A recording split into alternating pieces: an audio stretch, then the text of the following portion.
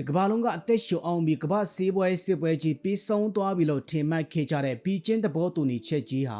အခုဆိုရင်ရက်ပိုင်းအရွယ်မှာတင်ရုပ်ချင်းပြက်ပြဲလို့နေပါဖြစ်သွားပြီဆိုတဲ့သတင်းတွေကိုအမေရိကန်အိမ်ဖြူတော်ဘက်ကမီရင်မယာထွက်ပေါ်လာခဲ့ပါတယ်။မနေ့ကအထိကဘာစတောက်ဈေးကွက်ကတမိုင်းတစ်လျှောက်မှာအမြင့်ဆုံးကိုတက်ခဲ့ပြီးမြဲဒီမနေ့မှာကျတော့ကဘာကြီးဟာတကြော့ပြန်ဆေးပွဲစစ်ပွဲအမောင်ထုတဲကိုပြန်လည်ရောက်ရှိသွားခဲ့ပါတယ်။ဘာကြောင့်ဒီလောက်ထိကြီးကျယ်တဲ့စာချုပ်ကြီးကရက်ပိုင်းအရွယ်မှာပြက်ပြဲဖို့ဖြစ်လာခဲ့ရတာလဲ။နောက်ွယ်ကလက်ဝက်ကစားကွက်ကိုကျွန်တော်အသီးစိတ်တိုးစွာအလံပြပေးသွားမှာဖြစ်ပါတယ်။ကဘာတရင်ရင်းမြစ်တွေရဲ့ပေါ်ပြချက်ရအဓိကသဘောထားကွဲလွဲမှုတွေဟာအနာ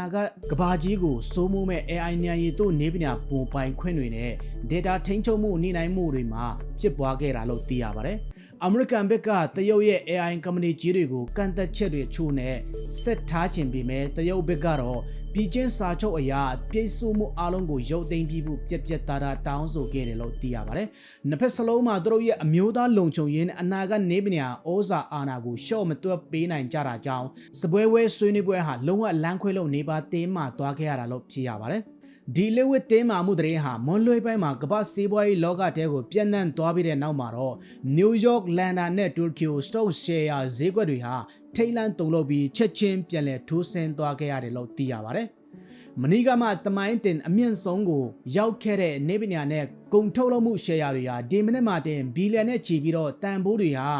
အငွေ့ပြန်သွားခဲ့ရပါတယ်။ဒါဟာကမ္ဘာစီးပွားရေးတည်ငြိမ်မှုဟာဘယ်လောက်ထိကြိုးတန်းလောက်လဲစိတ်မချရဘူးလဲဆိုတာကိုတော့ပြသနေတာဖြစ်ပါတယ်။ Trump နဲ့ Xi Jinping တို့ရဲ့ဘီကျင်းသဘောတူညီချက်ကြီးကတကယ်ပဲစက်ကူဆုပ်ဖြစ်သွားတော့မလား။အမေရိကန်နဲ့တရုတ်ကြားကကမ္ဘာစီးပွားရေးစစ်ပွဲကြီးကတကြော့ပြန်ထန်လာမလား။ကျွန်တော်တို့စီမှာကုန်စည်နှုန်းတွေနဲ့စီးပွားရေးတွေအပေါ်ဘယ်လောက်ထိတက်ရောက်မှု